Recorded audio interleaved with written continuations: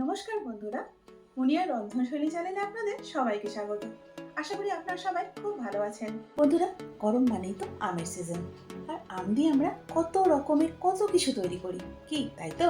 গরমে আইসক্রিম তো আমরা প্রায় সবাই খাই, কিন্তু মাটির ভাঁড়ে জমানো ঠান্ডা ঠান্ডা কুলফি, আবার সেটা যদি হয় ম্যাঙ্গো মালাই মটকা কুলফি, তাহলে তো কোনো কথাই নেই। এটা এমন একটা ডেজার্ট যে এই গরমে যদি আপনারা এটা একবার তৈরি করে খান, আমি কথা দিচ্ছি এটা আপনারা নিজেরাই বারবার তৈরি করে খাবেন। বন্ধুরা, আজকে সামার স্পেশাল এই ম্যাঙ্গো মালাই মটকা কুলফি খেতে এতটাই আমি যে ছোট থেকে বড় সকলের মন জিতে নেবে। চলো তাহলে রেসিপিটা শুরু করি। তবে তার আগে একবার আপনাদের দেখিয়ে দিই এই মটকা কুলফির টেক্সচারটা কতটা ক্রিমি এবং রিচ। আশা করি এটা দেখে আপনারা নিশ্চয়ই বুঝতে পারছেন যে এটা এতটাই ক্রিমি যে মুখে দেওয়া মাত্রই মিলিয়ে যাবে। বন্ধুরা, যদি আজকের ভিডিওটা আপনাদের ভালো লাগে অবশ্যই কিন্তু একটা লাইক করে দেবেন। হাফ কাপ কাঠবাদামকে গরম জলে আমি বেশ কিছুক্ষণ ভিজিয়ে রেখে খোলাগুলো ছাড়িয়ে নিয়েছি। এখন ব্লেন্ডিং জারটার মধ্যে দিয়ে দিচ্ছি, পরিবর্তে আপনারা কাজু বাদামও দিতে পারেন। এবার দিয়ে দিচ্ছি একটা গোটা আমের পাল্প। এর সাথে এখানে দিয়ে দিচ্ছি half cup milk powder. Milk পাউডারের পর এখন দিয়ে দিচ্ছি হাফ কাপ ফ্রেশ ক্রিম। আমি কিন্তু এখানে ফ্রেশ ক্রিমটাই ব্যবহার করছি। 2 কাপ দুধকে ফুটিয়ে আমি গাঢ় করে নিয়েছি, এটা হাফ কাপের থেকে একটু বেশি। এখন সেটা দিয়ে দিচ্ছি। এখন সবকিছু খুব ভালো করে একবার ব্লেন্ড করে নেব।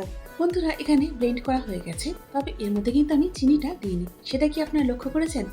কেন দিইনি সেটা এবার বলছি। যেহেতু এর মধ্যে মিল্ক পাউডার এবং আম দেওয়া আছে, তাদের কিন্তু একটা নিজস্ব মিষ্টতা আছে। সেটা চেক করার পরই আমি কিন্তু এখানে চিনিটা দেব, তাহলে চিনির মাপটা একদম পারফেক্ট হবে। আর কুলফির টেক্সচারটা তো আপনারা দেখতেই পেলেন। এখন এর মধ্যে দিয়ে দিচ্ছি হাফ কাপ চিনি। এখানে আমার হাফ কাপ চিনিটাই পারফেক্ট মনে হলো এই মাপের জন্য, সেই জন্য দিলাম। যদি আপনাদের একটু বেশি মিষ্টি পছন্দ হয় সেক্ষেত্রে 2 টেবিল চামচ চিনি আরও যোগ করতে পারেন। এবার আবারও সবকিছু খুব ভালো করে একবার ব্লেন্ড করে নেব। এখানে সবকিছু ভালো করে ব্লেন্ড করে নিয়েছি, এবার এটাকে বাটির মধ্যে ঢেলে নিচ্ছি। যেহেতু মটকা কুলফি সেই জন্য মটকা তো লাগবে। আমি এখানে 3টে ছোট ছোট মটকা বা মাটির ভাঁড় নিয়েছি, সেগুলোকে খুব ভালো করে ধুয়ে নিয়েছি। এবার এর মধ্যে কুলফির মিশ্রণটা ঢেলে দিচ্ছি। বন্ধুরা, আপনারাও একবার এই ম্যাঙ্গো মালাই মটকা কুলফি অবশ্যই ট্রাই করুন। ঠান্ডা ঠান্ডা আর ক্রিমি এই মটকা কুলফির স্বাদ সত্যি এক কথায় অসাধারণ। একবার শুরু করলে কিন্তু থামা মুশকিল। এখন মটকাগুলোকে সিলভার ফয়েল দিয়ে এভাবে কভার করে দিচ্ছি। এরপর একটা ইলাস্টিক দিয়ে ভালো করে টাইট করে দিচ্ছি, আর বাকিগুলো ঠিক একইভাবে করে নিচ্ছি।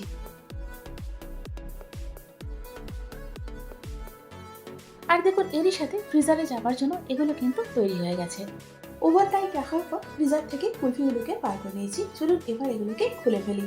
সবে সবে মটকাগুলো ফ্রিজার থেকে বার করার জন্য সিলভার ফয়েলটা কিন্তু সহজে খুলছে না, আটকে আছে, তাই একটু সময় লাগছে। এবার ওপর থেকে ছড়িয়ে দিচ্ছি কিছুটা আমন্ড কুচি আর কিছুটা পেস্তা কুচি, যাতে করে এটা দেখতে এবং খেতে দুটোতেই সুন্দর লাগে। বন্ধুরা, সামার স্পেশাল এই ম্যাঙ্গো মালাই মটকা কুলফি অবশ্যই একবার তৈরি করুন, আর তৈরি করার সাথে সাথে সকলকে খাওয়ান। দেখবেন খাওয়ার সাথে সাথে সকলেই আপনার ফ্যান হয়ে গেছে। এটা খেতে এতটাই লোভনীয় এবং মজাদার। বন্ধুরা, যদি আপনারা এত সহজ এবং টেস্টি রেসিপি মিস করেন, তাহলে কিন্তু সত্যি আপনারা অনেক কিছু মিস করবেন। আর তার সাথে কমেন্টসে আমাকে এটাও জানান যে এই মটকা কুলফি আপনারা কার সাথে খেতে বেশি পছন্দ করবেন। যদি আজকের কুলফির এই রেসিপিটা আপনাদের ভালো লাগে তাহলে অবশ্যই একটা লাইক করে দিন। আর এইরকমই নতুন নতুন এবং সহজ রেসিপির জন্য আমার চ্যানেলটাকে সাবস্ক্রাইব করে আমার পাশে থাকুন। তার সাথে পাশে বেল আইকনটা প্রেস করে দিন, যাতে করে আমার নতুন ভিডিও আপলোড হওয়া মাত্র নোটিফিকেশনটা সবার আগে আপনার কাছে পৌঁছে যায়। এতক্ষণ আমার সঙ্গে থাকার জন্য অনেক ধন্যবাদ।